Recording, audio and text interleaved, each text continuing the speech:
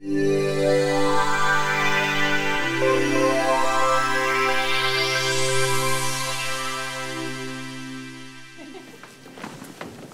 everybody. How's everyone doing tonight?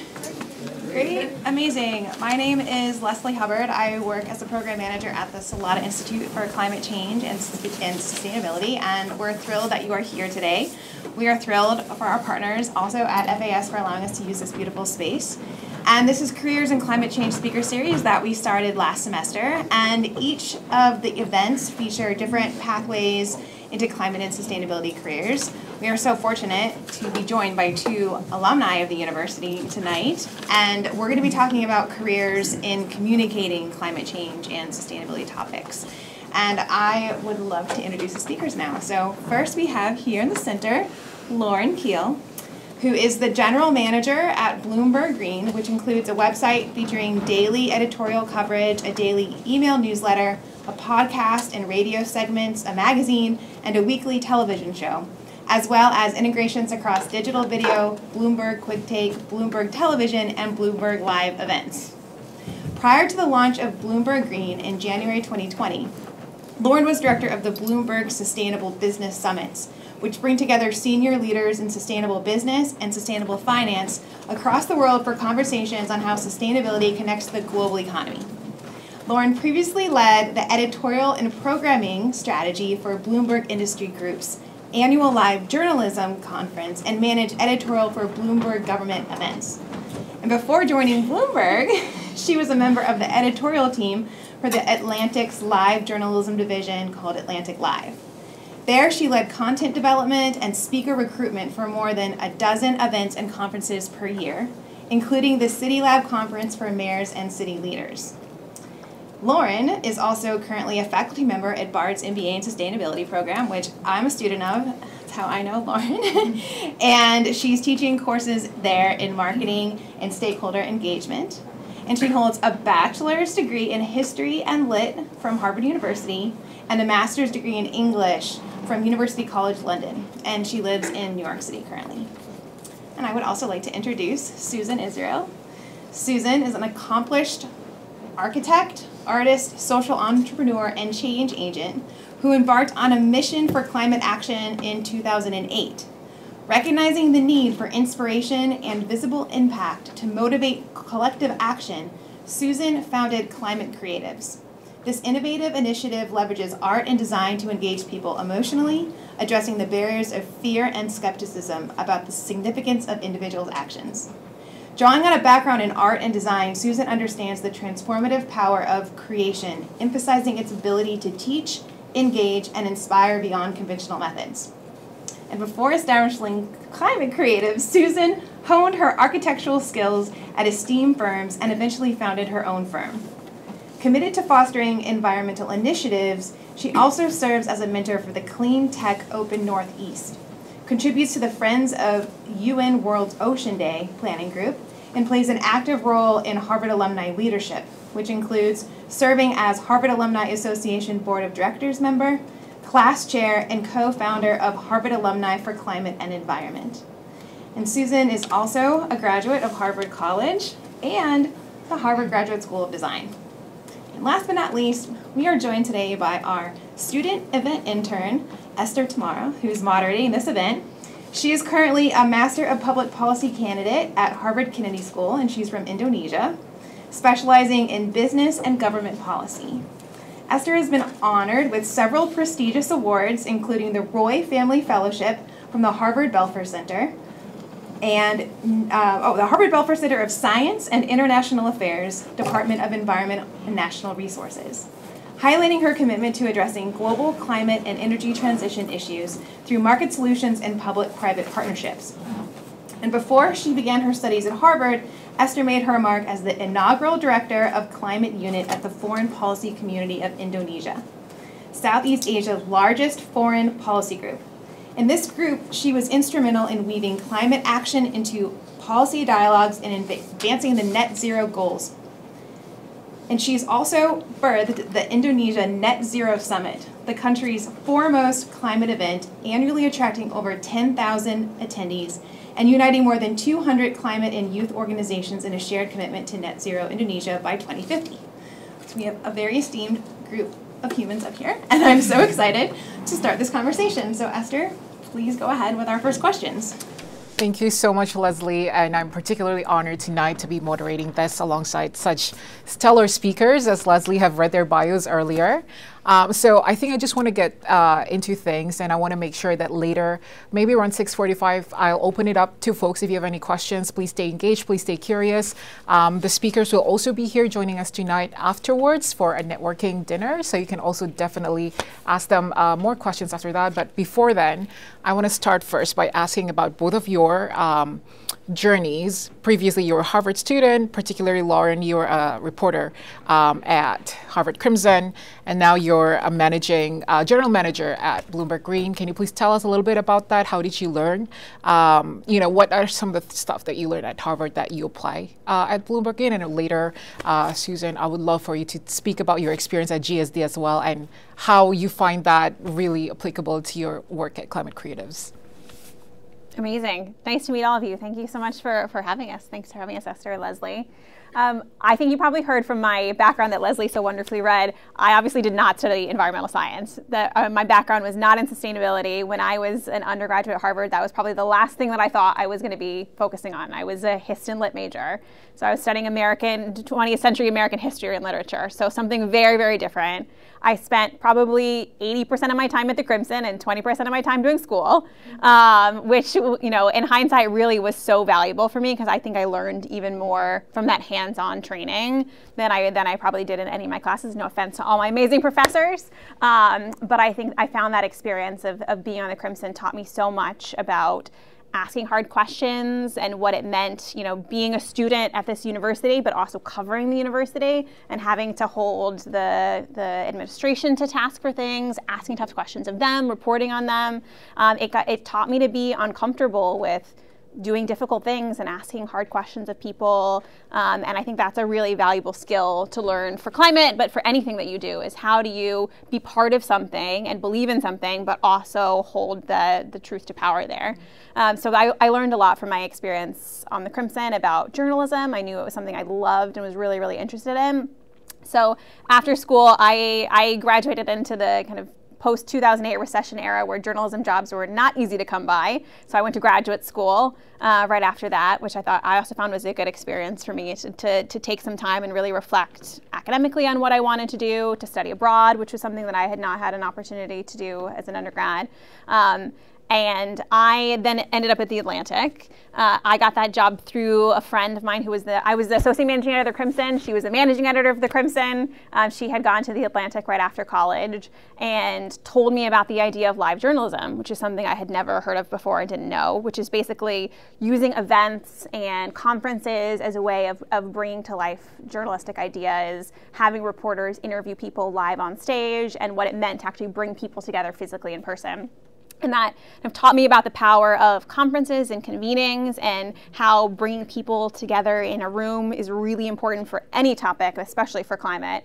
And so I think my big takeaway from that is I learned from another person at Harvard who I'd known from at Harvard about the opportunity for this job. She helped me get in the door at the Atlantic. I'm not sure that's a job I would have gotten without a connection like that. So all of those connections that you have right now I think are super valuable, and it might be a friend versus a professor, or it might be somebody who you don't even expect who's going to be the one who's going to get you that first job or that first opportunity. So I spent a while at the Atlantic. I then moved over to Bloomberg Government. Same thing. It was another person who recommended me for that job. That's been a real constant in my career. I've not gotten a lot of jobs through blind applications. I've gotten them through knowing somebody who helped recommended me, or a lot of times just making an opportunity for myself, really, and that's kind of what happened to me as I moved through my different roles at Bloomberg. I started at Bloomberg Government. I started a new live journalism events business there. I was on the editorial side of the house. Then really got interested in this idea of sustainability. We finally get to the climate side of my career and experience. It's something that Bloomberg as a company is deeply passionate about. Mike Bloomberg is the UN Special Envoy for Climate Ambition and Solutions. He has been deeply involved in climate for many, many years. So it was something that the company was starting to care about. We were really early on, especially in the financial sector, in terms of having a chief sustainability officer, which now sounds like something you're so used to hearing, but it was not something you were used to hearing, 15, 20 years ago. So we had a really early chief sustainability officer, a sustainability team that got built out. So I kind of started hearing about this idea of, okay, let's bring the investor community and the corporate communities together. How can investors put pressure on the business community to make change and make a difference? Really believing that then understanding where the dollars and cents go can make a big difference in changing behaviors, especially at a corporate level. So I became involved in this kind of nascent idea of let's do some conferences. Let's take the power of those events and convenings and apply it to this thesis where if we bring these two groups together, investors will help corporate leaders make that argument. To help the CFO, if you get the CFO at the table and the CEO at the table and explain to them how they're not just going to make money, but they're going to lose money based on enacting these sustainability principles, that's going to help them really drive some change. So I spent many years doing this global conference series, making that exact case, making the business case for sustainability across the world for people, and really had a chance to see how different that conversation was in different parts of the world. We did events in Singapore, we did them in Sao Paulo, we did them in Amsterdam, we did them in Seattle, and like every one of these places, that conversation is really different. And it changes every year. And in the many years I worked on this conference series, I saw us go from like literally explaining terminology to people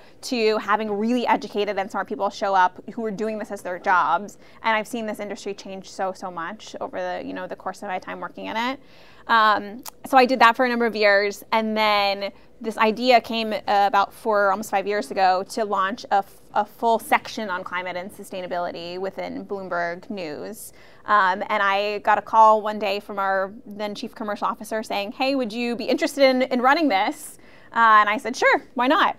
I'll launch it." And then I just never stopped launching it. I've been running this for many years. So that's again the same thing where like I knew this is something I wanted to specialize in, continued to like subspecialize myself at a company I already was working at into this topic, so that when an opportunity came along to be kind of the subject matter person for that, I was the natural fit for it. So I made that opportunity for myself, and then continued to make this general manager job and find out what it's like as we've launched the many things that Leslie has said: TV shows, magazines, radio shows, podcasts, etc.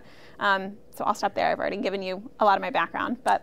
Yeah, that's amazing. And just linking that, creating opportunities for yourself. Susan, you founded Climate Creatives. Can you please tell us before what Climate Creatives is all about, how you got to be interested in visual climate storytelling? Yeah. Sure.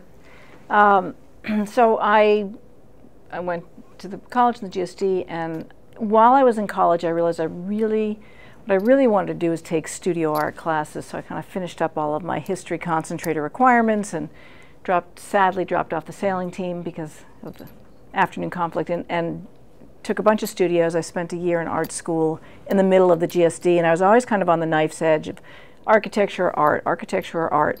And I ended up with going the professional route, architecture. And in 2008, and this is interesting, that was a pivot point, and so often when there's a downturn, it's an opportunity to change, because for me the opportunity cost was pretty low, to be honest. Nobody was doing any architecture, and I started a green practice, and I had actually started the green practice before 2008, but when everything slowed down, I was trying to build that practice, could not sell an LED light bulb, couldn't convince anybody to do anything green, and I realized that this was a culture change problem and a behavior change problem. At the same time, there's a whole conversation about STEM, and we needed more kids in STEM, and taking art out of the curriculum. And before there was STEAM, I called it STEM plus art. And so I mashed all these ideas together, and my first instinct was to say, just go to where the people are, communicate in a very quick way, and get a dialogue going, and use public art. again, 2008, and I was going to make these sculptures that generate renewable energy, and had all these plans. 2008, couldn't sell an LED light bulb. And so I fell back to these tabletop exercises of teams building models of the energy necklace sculptures, which, okay, a wonky name, we won't go into it, but emerald necklace, and I'm from Boston. So these sort of tabletop exercise, and that became the core of this, basically a STEAM methodology, a studio methodology for giving people challenges that they could solve. I realize I'm going a little too far into that. So I will talk briefly about that when we get there. But at that point, I was in a practice. I had, in architecture, I had practiced for other architects for a little bit, and we were just talking about maternity leave and everything else. And I have a story that basically pushed me out of working for other architects from my my second pregnancy. And so the world has moved a long way, but it is the impact of our personal lives on our professional lives is always kind of glossed over. But it's profound, and it should be profound, because you do have to make choices and weigh your choices. So I had my own practice for 20 years when I started that green practice. And then when I had this realization that it was really about behavior change and culture change, I stopped doing that, and I moved into this whole area of the public art and the workshops. And so I relaunched as Climate Creatives. I had been in a partnership, so I left the architecture and all the branding that I'd worked on for 5 years and building that up, left that behind, started Climate Creatives. And so my opportunities with other people and connections have really been in the context of building this enterprise. And they are extremely valuable. And I will say that I have a fair number of classmates on my board of directors, board of advisors.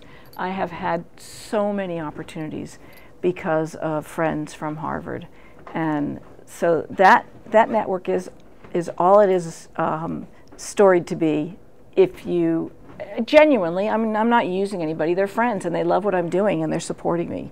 And so, but you really can lean into it in your career as well. And so I'm at the moment now where, because it is really, I have been committed to being a for-profit, just adamant that you should not have to be a nonprofit to do work that's beneficial. But I am realizing, after quite a while, that when you start a venture, the first thing you shouldn't look at is what does the world need. What you should look at is what is the world willing to pay for? Because if you can't fund it, then if you create a new model that people don't understand what it is, first I have to explain to people what it is that I do. Then I have to convince them that they need it. That is not a good business model. So I'm splitting it in half, and the consulting and fee-for-services work will stay in Climate Creatives, and I'm spinning off Rising Waters as a nonprofit and going to go that route. And it, with a little bit of disappointment, that I couldn't do it as a for-profit, but I understand that's just, it doesn't matter what I'm doing. It took me a very long time to realize I'm not doing something wrong. The funding stream is not there for what I'm doing as a for-profit. And that took, it took a long time to kind of get that into my head. So that's what I'm doing right now. As of this moment, I'm setting up a nonprofit and looking for funding for Climate Creatives, because a lot of these ideas are experimental. They're really not commercial ideas. And so at the end of the day, there has to be an alternative funding model than fee-for-services, which as an architect, that's what I knew how to do. I'm going to do this for you. I'll design this for you. I'll bring this project to you. I'll bring this program to you, and you'll pay me a fee. But the development work to do those, and the people who are interested in doing it tend to be nonprofits and communities, and even when businesses want to do it, then they have to do an internal sales process that's very tricky when it's too innovative, sometimes it's just too hard to fund. Before I turn back to Lauren, Susan, can you actually show us a little bit about what you're doing at Climate Creatives? I believe you have some slides. I do. I will zip through because I don't want to take all the time. But so basically, I had described two things. One were the workshops, and one is the public art. And we have reached, and it's really 2009, I guess I started doing these, over 1.2 million people on site. And then many, many more digital impressions. We go to where the people are, so we've worked with over 150 partners, and pretty much every kind of situation that you can imagine. Because we're working on a wicked problem that people really haven't figured out how to solve. How do you engage people on climate?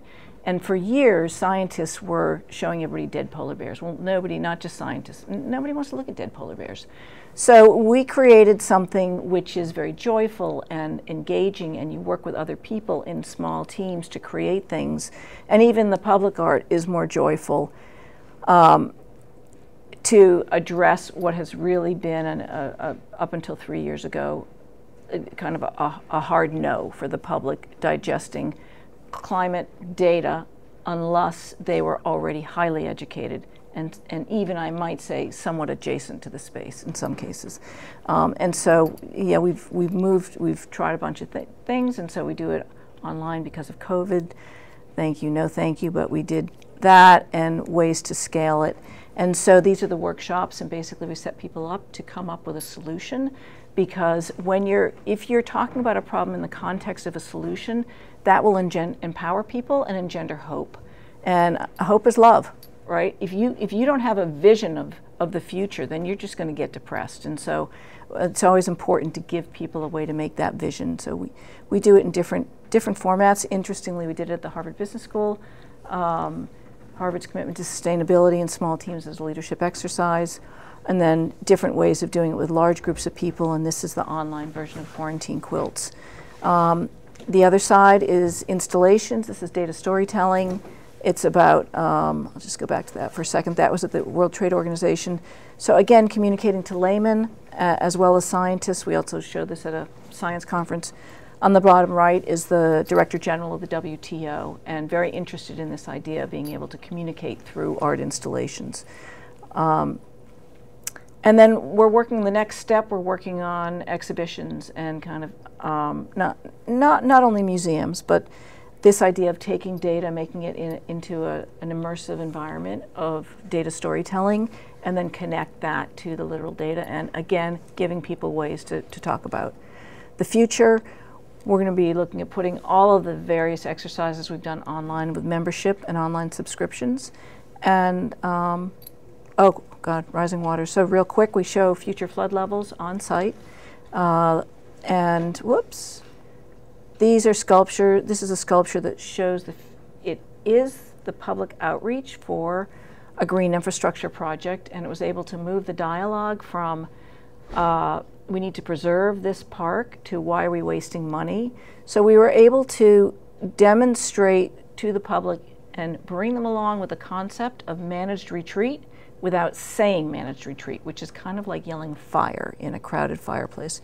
And these are other ways of showing different future flood levels.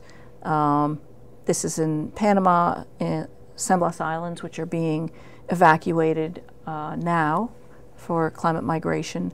Hong Kong, and that's my contact if anybody wants to reach out to me. Thank you. Thank you. And I find especially the Sea Level Rise exhibition really impactful, because I think coming from a country, Indonesia, it's an island country, right? Rise of just 1 meter could literally wipe out thousands of villages. And I'm pretty sure many of countries in the Global South also feel the same way. So I think that's a really impactful work that you do. So thanks so much for doing that work. Bring me to Indonesia, I'll do it there. Oh, please, please. Yeah, please. I would love for you to be there, and you too, Lauren. Now, I just want to turn back to you, Lauren. You mentioned earlier that you were the first person who ran Bloomberg Green 4 or 5 years ago. Mm-hmm. So at its very nascent stage, when it was like perhaps 2019, 2020-ish. How did you manage to grow the readership base of Bloomberg Green to what it is now? What particular strategies do you use to engage, just the wider public audience who might not be so into climate change when they first start to now become, I guess, more of a climate advocate or a regular Bloomberg Green reader? It's interesting. We think about a lot of the same things that Susan mentioned. The data piece in particular, I think, is really important. It's been important to us. Bloomberg's a data-centric financial company and financial news company. Right. So as we're thinking about how we tell stories or how we report on something, facts and figures and dollars and cents and data is really important to us. So from the beginning, we wanted to tell the climate story with that at the forefront, helping people understand the data around it. We also wanted it to be a neutral conversation, and this is a political conversation oftentimes in a lot of places. And we found that data is one of the easiest ways to make it more neutral. So if you are really pointing to facts and figures and helping people understand what those things mean, it's a good way of taking it away from the political conversation and saying we're not pro this side or pro that side. We're just giving you the facts. We're helping you explain what the sea level is going to look like in that many years, or where the money is going, or where this is going. So really putting that data first. And as Susan was saying, making data interpretable is very, very important in this space. And I totally agree with you. Traditionally, this has been you take climate data and people's eyes glaze over in 1 second, right? It's not something people are interested in, or it's very hard to understand. It's something that a scientist would understand. And we wanted to make sure that, a business person could understand it, a layman could understand it, a person who's just reading this information could understand it. So really using data centrally in all of our work. When we launched Bloomberg Green, we launched this data dashboard, this set of constantly updating climate stats that was going to run on every article. So you would be reminded and you'd see the constant impact of change. And that with each of those stats, we would both tell you what they mean and also tell you what solutions look like. And I think that's a big piece for us in the journalism that we've done, is not just to overwhelm people with the scale of the challenge and the scariness of this, but also let's talk about what it actually means to make a change. Where could that money come from? Where could people make different decisions? How can you be solutions oriented? Because I think otherwise, again, people get overwhelmed by the scale of the challenge and the problem. So anything that we can do that is very much solutions oriented, we've focused on that. And then the last piece I'd say is just bringing this to people in all the different platforms that they read, that they experience. And some people get their news and their information only from streaming sites now. People only get their information from, some people still read print magazines, if you can believe it. A lot of people read, we have found that executives use podcasts more than any other form of media, because they're popping on the go from this meeting to that meeting, or they're in the car in the only time they have to consume content might be audio content or radio content. So taking advantage of that data that we have about who's reading things and where they're reading things, and saying, okay, but let's show you what the most sustainable version of a print magazine could look like, because we know some people are still going to want to read print magazines and they're still going to want to do that. But what does that look like on 100% recycled paper with biodegradable inks? What does it look like if you do an e-version of that? What does it look like if you do a different form of production for an event or television? And trying to bring people along with us on all different platforms that they care about. So we reach them in every way. I love that you mentioned a data-centric approach, and I wonder if you can speak a little bit to your experience being a Sustainable Business Summit Director at Bloomberg, and how you use data, or perhaps whatever strategy that you used at the time, to convince business leaders that sustainability is the way to go, move forward. If you can speak a little bit about that. Yeah. I mentioned this a little bit before, but I'm a real big believer in the power of convening and bringing people together. And I think for this space especially, being able to be a dot connector and like physically bring people together, or make those connections for people is really important. So that's what I found really the most successful when I was in that job and doing those events, is how could I find the person who has the funding or has the pressure and put them with the person direction they can change if they do that, and really being smart about how do you actually build those connections. It seems almost antiquated, but like really that human connection is so important. I think we all feel that. I feel it especially in this post-COVID, and there's no such thing as post-COVID, but in the post-2020 world where we were so used to all being on Zoom and being separated from each other, I think it was a big reminder to us of the power of human connection and how much we learn from being in a room like we are right now, right, and making these connections. And so I think in this space, as much as we can say, okay, how can I find this dot and bring them together is really, really valuable. I totally agree with that. Leslie mentioned this earlier, but I do the Indonesia Net Zero Summit every year. And I remember when I was inviting some of the celebrities, some of the ministers, some of them even get back to me and they ask me what is actually net zero, right? So if you imagine yourself going to someone at Target and you have to explain to them what is net zero, it's kind of a very complicated and very technical term. So this is why I want to ask you, Susan, how do you go about interpreting really complex information about climate risk or climate damages, and what is your thought process about creating the art and design behind it? Yeah. So keep it simple. That's my philosophy, is keep it simple. Get one core idea. What is your message? Rising waters, my message is the water is getting higher and it's going to continue to get higher. And against your body, this is what it will look like. This is where it will be. That's the core message. And then communicate that so that if somebody is walking by and their eyes brush across it, they see it. That's it. If they have to stop and read a sign or read an interpretation with rising waters, everybody gets it. I was actually a little bit surprised because and I agonized over, how do I use yellow, red, orange because they're warning colors? Do I use ocean colors because they're pretty and they're blue and they're green, but then that will look decorative and it's harder to see in the landscape. The yellow, orange, red stands out. Everybody knows those are warning danger colors when you put them that way. So there are these signals that we already know how to interpret, and then you want to obviously pick up on those, make it big enough that people can see it from a distance and relatable.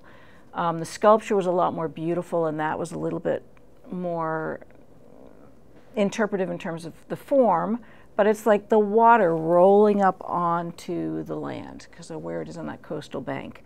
So there's an opportunity for these sort of sculptural ideas to combine with the numbers on the sculpture to give you the data. For tipping points, those fish, the idea is biodiversity loss. Okay, they had a plastics, climate change. No, it was. There were 3 themes for the WTO Trade and Sustainability Conference in June. And it was like pollution, climate change, and biodiversity loss. It was adjacent to World Oceans Day. And so I said, okay, I'm going to do this about the oceans. And how do those 3 themes play out in the oceans? And so ocean plastics, overfishing, and climate change. And then I used the IUCN Red List data, which is color-coded, and I cut out all these little fish and made the proportionate numbers per color, per panel to tell the story. And my story was, there were 6 panels. We could go, I don't know if I'll go back, but it's always a little easier if you can see it. We could do 1 or 2 paths. Oh, just kind of going back to this. This was actually the sculpture on a Saturday and a Sunday at King Tide. So that is pretty impactful. But here we go. So there's the path we're on is the first 3 panels, and you can see by the 3rd one there are very few fish, and there are a lot of red ones, which means highly threatened. And then there's the path we could be on if we do everything right. And I focused more on the plastics and plastic cleanup. Very simple concepts, very graphic. And on these, people had to, they stopped and read the information because it was intriguing, but they could see there was a storyline. And interestingly, the people who were working on the fishing treaties, they were ending a conference, and they all walked by and said, oh, it's about overfishing. They didn't have to read anything because that was their sector, and they completely got it visually, so that was kind of fun. And then I also put statistics like floating in the water written on plastic. So there was sort of the trash in the water, but it gave people the data right in front of them. So if you stopped and you looked at it, you got the key data points. Mm-hmm. Yeah, that's wonderful. And this will be my last question to both of you before I open it up to the audience. So please prepare your questions. I just wonder, usually in the communications field, it's hard to measure impact, especially with regards to moving the needle on climate action, for example. So can you please tell us a little bit about how you measure impact in Bloomberg Green and then also in Climate Creatives? How do you know that you actually made a difference through the projects that you did? Do you want to go first, Susan? Well, sure. I start with the impact slide, which you could see there were no financial numbers in that. It was all about the number of people we've reached. So we do foot traffic counts where the installations are. We're going to start doing some polls. But yeah, our impact is how many people have we reached. Assuming that of all those people we reach, and I talk to them when I'm doing the installation on site, I know it's impactful. And people have told me anecdotally, that they have actually changed what they do based on the artwork. And I can see the reaction. And so when you're working on culture change, it's pretty hard. You can't track down all those people who walk by your installation and say, hey, what are you doing differently? But we do give people things to do also. Do one thing action campaigns. Sure. I think we measure in a couple of different ways. I think there's the pure way of how many people watched the show or clicked on this article, and we're really interested in what stories drive people to focus and where readership comes from. And that's a big piece of it. What Susan was saying, how do we actually have an impact? There's, does a story get a business to change the way that they are operating or where they're investing or how they're polluting? Actually seeing some of those changes come to life, which is always really, really exciting for us when we can do that. Another thing that's really important for me is, are we making money through this coverage? Are we able to get advertising dollars around climate coverage? Because I think if we are able to pay for this and make the financial sense, again, it's going to support the increasing growth of this journalism and the storytelling. So that's been a huge part for me, is like, okay, how do I not only take what the editorial team wants to do and the coverage that we think is valuable, but also find companies that we feel good about working with, that we're able to get to advertise around this or sponsor it so we can make money. Because I think when you're able to do both of those things, when you're able to create a quality product and you're also able to make money around it, then it's really hard to argue with that. And that's a good way to make sure that whatever you're doing can remain successful. Perfect. Okay, so we'll start taking questions from the audience. Does anyone have any question they want to ask? Yes. Okay, hi, I'm Elson. I am a first year at the college. This is great. This is like, oh my god, I saw this and I was like, my niche. This is so needed because I couldn't, I'm super into policy, I'm super into entrepreneurship. I did a ton of organizing with Fridays for Future in high school and ran an environmental magazine. That was my thing. It was activism. And I do think right now though, before political stuff happens, there needs to be an attitude change. Even with the market stuff with EVs, that's still an attitude change. That's completely people's openness to that. Half of it's Elon Musk being charismatic. Now he's back yeah, he's a personality. And Ron charismatic. Right, Ron charisma, but he went down a weird slope. But anyway,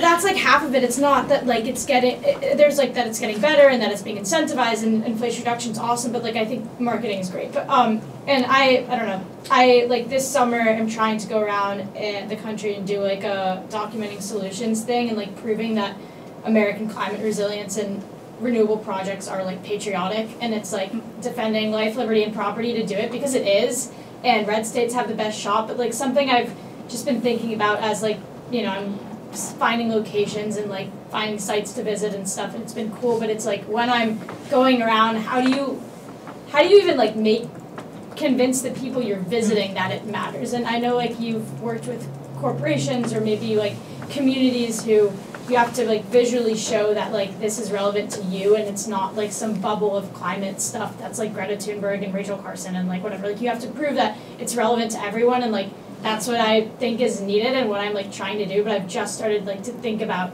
how to reach other demographics, and I'm just wondering if you guys have examples of times where you've kind of broken out of the climate bubble and how you went about doing that. I'm not in the climate bubble, yeah, so exactly. I can say that I'm in my own bubble. But so with the installations, that with the fish flags and the stripes, the lines like that, I work with community groups or schools, and they do the installation. So I'm basically, it's coming from the community. So there were those numbered stripes. We worked with the Broward County schools and their resiliency department, and we did a train the trainer model, and then they went out and did 16. I did a demo at the museum, and they went out and did 16 installations in the community. So, and then all of them have been working with schools or community groups. Yeah, pretty much. So, yeah, I interface with the climate bubble, but my my work is out there in the public. Yeah.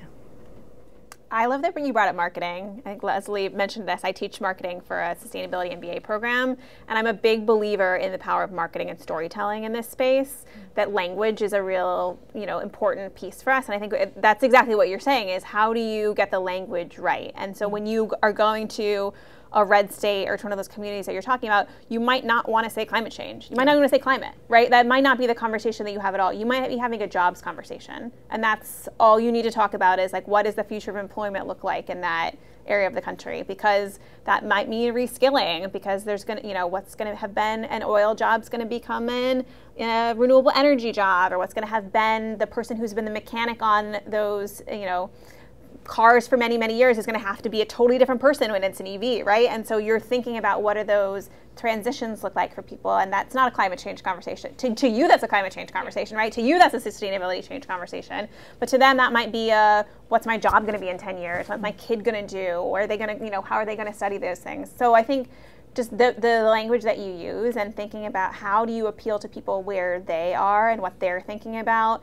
Everybody is impacted by climate. Everyone is impacted by what the story looks like. And finding where that crux is between like what people care about and what they're focused on and what matters to them personally in their personal lives or in their careers, where that intersects with climate, I feel like is a really sweet spot for you to think about, and then approach them with language that is going to resonate with them, not necessarily the language that we maybe are focused on based on the work that we're doing. And the other thing is to talk about protecting their families and protecting their property and the things that they love. And you can just talk about hurricanes and fires, and you don't have to say that are so unbelievably ferocious because of climate change, and they're just going to get worse. You could just talk, because everybody knows, without admitting it, without even necessarily consciously realizing that they're getting worse and worse and worse. Yeah. Great. Any more questions? Yes. I have a question for Lauren. So you mentioned the financial part of your work. So I'm just curious. I'm not asking you to, tell us the financial, how profitable the business is. Although it's just I'm curious. Based on the financials, can you say that covering climate and environmental issues is getting more and more, like it draws more and more attention, it's getting more and more, profitable, you attract more and more people to work with, so like what's the trend? Can you tell us your name and your school? Yes. Sorry, Vartan, I'm from HKS. Yes. Yeah, short answer is yes. We've gotten more profitable every year. We just in pure revenue terms have increased our revenue year over year since we've started, which I think is I'm very proud of that. I think that's a good marker of success, that we've been able to grow significantly from zero, and been very profitable the whole time, which is really important to me. And then I think also just the fact that we have more competition is a good driver of success. When we started Bloomberg Green, there was not a lot in the media landscape in terms of the pure focus on climate sustainability. Now I think you'd be really hard pressed to find a publication that doesn't have a team like this. The Times has them, the Post has them. Mm-hmm. Everybody has some version of this. They're doing events around it. They're doing pure coverage around it. Everyone has a different way of doing it. There's startups like the Cool Down who are doing this just purely as their whole business model. So I think the fact that there's more and more people in this space is indicative of the fact that there's interest in this. I think we have to be careful as the space grows more and more that we, do it in the right ways, and that it does not lead to greenwashing, and in media coverage and also in the advertising around the space. The more that there are people who are not as familiar with it going into it, the more likely there is that people will accept advertising, for example, that's with kind of more of an impure desires there, and just how do we think about how do we safeguard that and make sure that we are, it's one of the things I think about a lot, is like, who are we willing to work with as an advertiser? Because no one is perfect, right? Every company is in transition. Everybody's working on this. Some you could say are doing a much better job than others. How do you think about where you take money from versus where you don't take money from? I'm sure you think about the same things too, and everybody does in the space. Like, how do you, where do you feel that it's a good investment versus where can you put pressure, or choose to say with whatever platform you're working in that I'm not willing to work with whatever organizations.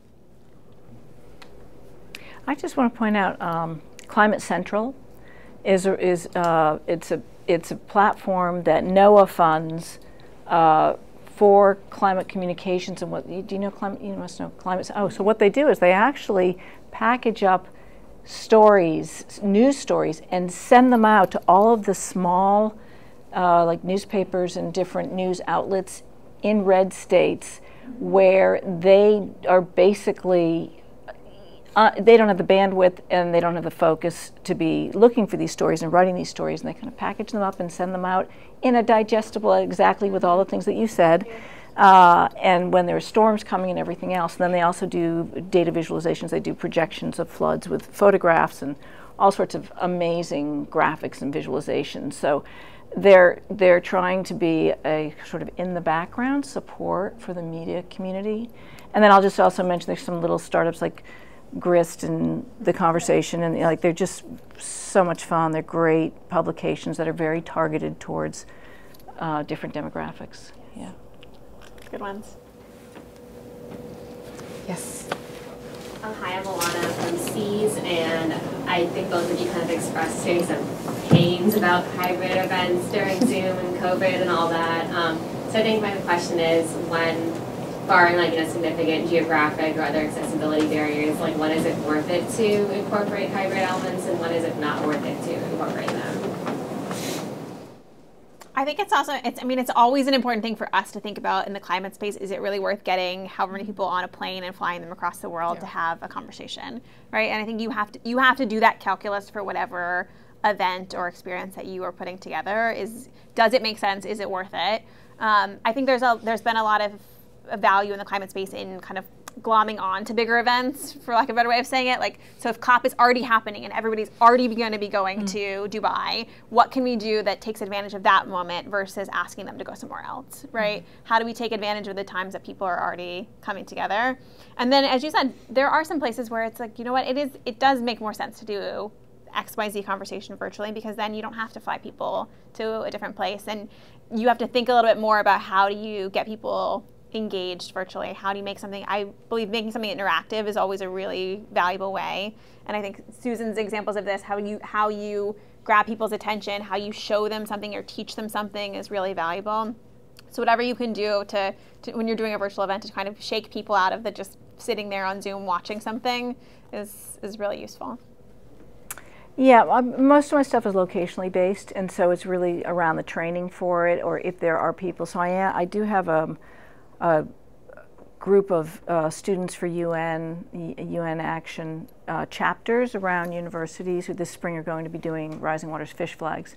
So we'll be doing the trainings on Zoom, and then they'll go do their installations. And where I usually go to each installation, I'm not going to be traveling around. There's no need for me to do it. So that's sort of part of the scalable model.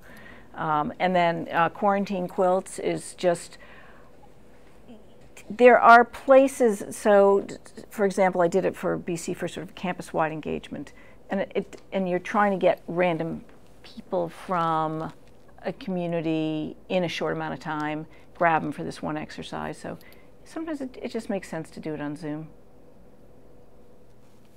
Great. Do you have any more questions? Feel free to also ask them for career tips.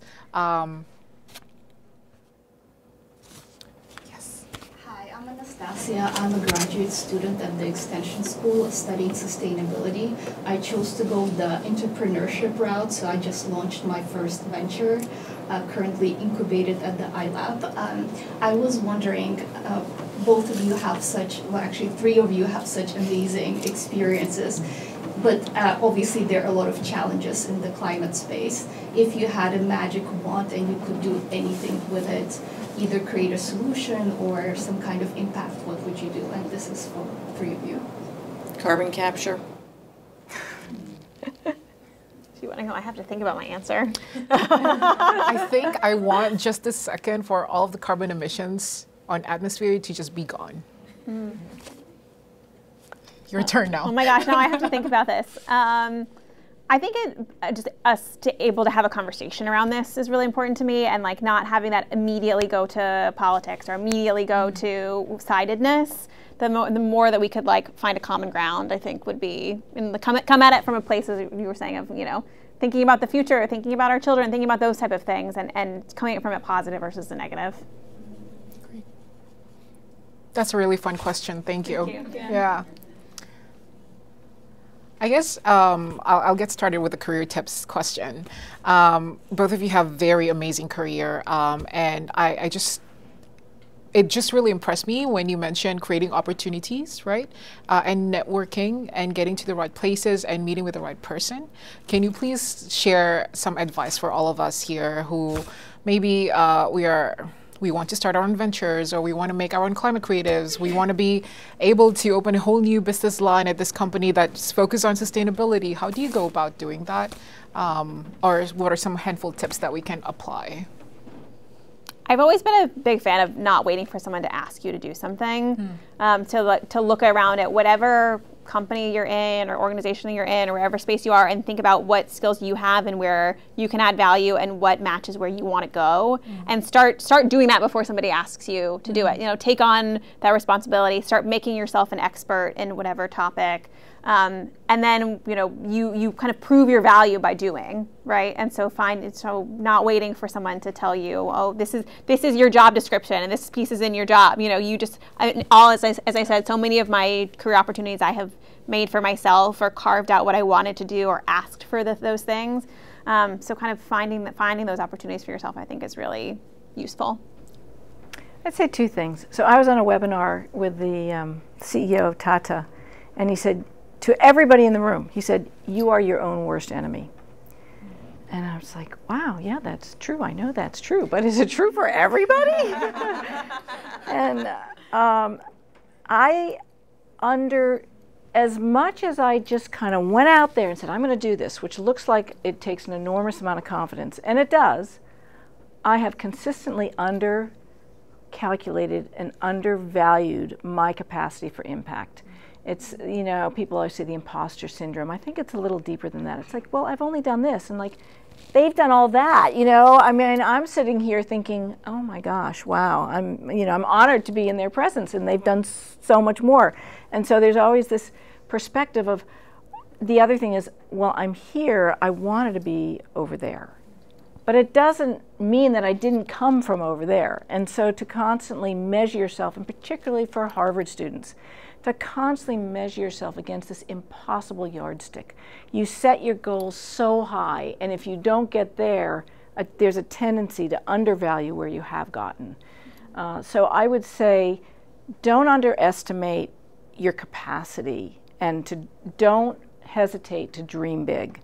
And don't say, but it's just me. And the other thing I would say is, yeah, network. You cannot do this alone.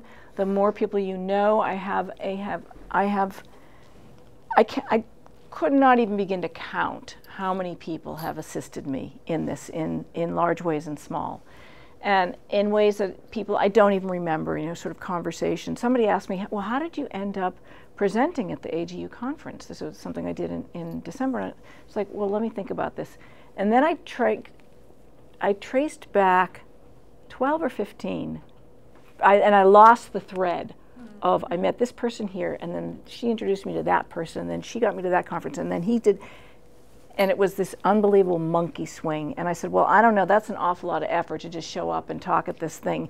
On the other hand, you know, all those connections along the way have continued to support me and float climate creatives spiritually, if nothing else. But there, you know, there's a lot of the chorus out there helping me. So yeah, and just meet people, open heart, open mind, listen. This nonprofit, a classmate said to me in October, you have to start a nonprofit. You know, blah, blah, blah, blah. I'm like, no. And he said, I'll do it for you pro bono. He's a lawyer. And I resisted. And then in January, I finally realized, because I went to a conference and I spoke to a whole bunch of people, and I realized, okay, I need to do this. And so now I'm in the process of I have pro bono lawyers to set up this nonprofit. So yeah, just keep going, you know. And the other thing is, every day is a new day. You know, doesn't matter what happened yesterday, go to sleep, wipe the slate clean. You might have a mess in the morning, but you'll have at least slept, and just start again. And I do every day, every morning I wake up and I feel so much better about everything. Like, I go to bed and I'm like, oh. And it turns out I read an article, there's some science about this, and that you actually do wake up in a better mood, in a better place. So. I want to add something to Susan's first point. It reminds me of when in my time working on events, a lot of times if you ask like 5 men to speak at an event and 5 women to speak at an event, equally talented, equally qualified, all 5 men would say yes, and probably 4 of the 5 women would say no. I have a coworker who's smarter at that than me. I know somebody who's better at that than I am. And so I would, exactly to your point, like there's so much of a desire for all of us to feel imposter syndrome, that somebody else knows this better than me. Somebody else has to take advantage of those experiences. If somebody, think about what you do know and how much you can add value to those conversations. Don't automatically say no or say somebody knows this better than me. You definitely, whatever you do, you have value to add to this story and to this conversation. So I would say take advantage of those things. Don't be the 4 out of 5 people who say no. Be the one who says yes. Do you have any more questions for Lauren or Susan? Yes. Lauren, how do you navigate the pressure between dollars and doing the right thing? Because I imagine there are quite a few companies who would like to be advertised on Bloomberg Green and are not necessarily, aligned with the ethics. So how do you navigate that pressure? Yeah, I mean, I want to say it's like they're both perfectly hand in hand all the time. I wish that was true. I guess back to the earlier question, right? I wish that was something that was all with profits and purpose were always 100% aligned. I think part of it is education and being like really well versed in what's going on and asking questions about something. I think working in media, that's part of our job, is to ask questions, right? To pressure test things and push back on things. So do our homework, and having somebody in a role like me, thankfully, who's able to push back on that. So I'm not a sales rep, right? I'm not somebody who's making money if we sell this ad or that ad, right? So I'm able to take an agnostic look at these things and decide if we're going to do that or not. I think it's really hard. It's a really hard thing for my industry, and it's a hard thing for probably most industries, that the balance of doing something that's good in the right direction versus what's going to make the quick profit. I think the real sustainability theory would be the long-term value is going to be there if you invest sustainably, right? And if you think about the longer term, but there's a lot of people who are still short-term minded, right? Or there's a lot of people who are focused on their stock price today, or making the dollar today versus tomorrow. So as much as we can push for the long-term mentality is there, and then how you think about what that means for I always say, like, if we are going to lose our credibility because we work with somebody for the dollar today, that's going to take away $5 from tomorrow. And I can, having the equity of this brand and having the stability of that is going to be a longer term investment. And I need to be able to show, I need to bring those $5 in, right? So that I can say it was worth turning that one away. I think I just mentioned this also about Bloomberg Green. What I appreciate is, I think during COP, all of your coverages are free. Yeah. You removed your paywall. Yes. Which I really appreciate. Noticed that. Of course. I read Bloomberg Green. Thank you. It's really helpful for students, Yeah. I actually want to extend this question also to you, Susan. You mentioned a little bit earlier about how it's hard getting funding and generating revenue to finance these climate projects that you do. So can you speak to us a little bit about the business development side of climate creatives, and how do you plan to sustain it in the long run, especially for us who are interested in also, doing similar projects? Well, my mantra has always been, always be selling. Mm-hmm. So I would say it's very tough. I really go back to my original point, which is you need to figure out where this fits into our pre-existing economic financial model. You can't make up something in a vacuum. People need to slot it into something in our existing system, and they can't. It takes a very few creative people who have kind of wanted to do what I'm doing, or as clients. So yeah, I mean, I'm basically starting the nonprofit. That's what I'm doing. But I will just say this, because they'll always be selling. It almost doesn't matter what you do. It's really sort of philosophically, you're selling somebody. You might be selling an idea. You might not be selling them a product. That starts with listening. ask them. Ask. And every time I get off the phone with somebody and they want to do, so I have somebody I have to send a proposal to, and I thought, oh shoot, I forgot to ask her what her biggest pain point is. I mean, I could tell, I know she wants to do workshops, but I can't paint a vision. So always start with the ask, always listen. Wonderful. Do we have any more questions? Well, we could ask, I would love to hear what's your biggest pain point in what you're trying Funding. That's easy. I mean, I think that's the truth for everybody. Funding it, I think it's a great one.